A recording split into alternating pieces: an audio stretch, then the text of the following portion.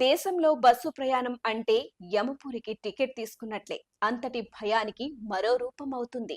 గమ్యస్థానం చేరుకోవాలంటే బస్సు ఎక్కాలి. కానీ ఆ బస్సే ప్రాణాలను తీసుకుంటోంది అన్న భయం తీవ్రంగా పెరుగుతోంది. వారం 10 రోజుల కాలంలోనే దేశవ్యాప్తంగా జరిగిన బస్సు ప్రమాదాల్లో 60 నుంచి 70 మంది వరకు ప్రాణాలు కోల్పోయారు. ప్రజలు ఒక్క మాటే అంటున్నారు. బస్సు అనేది ప్రయాణానికి, పరలోకానికి కాదు. తాజాగా తెలంగాణ రాష్ట్రం రంగారెడ్డి జిల్లా చెవెళ్ల మండలం మీర్జాగూడ వద్ద తెల్లవారుజామున జరిగిన ఘోర బస్సు ప్రమాదం దేశాన్ని కుదిపేసింది. ఎదురుగా వస్తున్న కంకరరాయి టిప్పర్ బలంగా ఢీకొట్టడంతో బస్సు నుజ్జునుజ్జయింది. 21 మంది వరకు అక్కడికక్కడే మరణించారు. మరణాల సంఖ్య ఇంకా పెరిగే అవకాశం ఉన్నట్లు వైద్యులు చెబుతున్నారు.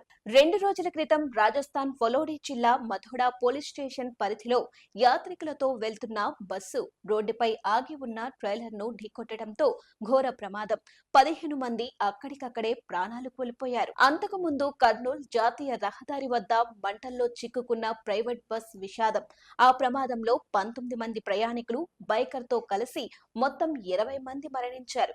ఇలా వరుసగా జరుగుతున్న రోడ్డు ప్రమాదాలు దేశంలో బస్సులు యమశకటాలులా మారుతున్నాయన్న ప్రశ్నకు తల తిరిగి చూస్తోంది. జరుగుతున్న బస్సు ప్రమాదాలకు కారణం ఏంటి? రోడ్ సేఫ్టీ ఎక్కడ? ఇన్ఫ్రాస్ట్రక్చర్ సమస్య లేదా ఓవర్ స్పీడ్ కల్చర్ సమస్య?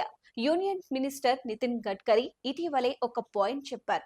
రహదారుల నాణ్యత, కాంట్రాక్టర్లు, ఇంజనీర్లు వివరాలు క్యూఆర్ కోడ్లతో పబ్లిక్ కు ట్రాన్స్పరెంట్ గా చూపిస్తామని. కానీ అదే సమస్యలో నిపుణులు చెబుతున్న విషయం ప్రమాదాలకు ప్రమాణాల్లో వేయని రోడ్లు మాత్రమే కాదు, నియంత్రణ లేకుండా ఉన్న వేగం కూడా కారణమే. ఆ టిప్పర్ డ్రైవర్ తప్పో, బస్సు డ్రైవర్ తప్పో, ఎవరిది తప్పో తర్వాత విషయం. కానీ ఒక బేసిక్ ఫియర్ ఫ్యాక్ట్ మాత్రం ప్రజల్లో తీవ్రమవుతోంది. బస్సు ఎక్కితే సేఫ్ గా ఇంటికే చేరుకుంటామా, లేక ఆ ఇంటి వాళ్ళు కన్నీళ్లలో మునిగిపోతారా? ఈ ప్రమాదాలను కంట్రోల్ చేయాలంటే transport, police, roads and safety అన్ని శాఖలు కోఆర్డినేటెడ్ గా ఇమీడియట్ యాక్షన్ లోకి రావాల్సిన అవసరం ఉందని నిపుణులు డిమాండ్.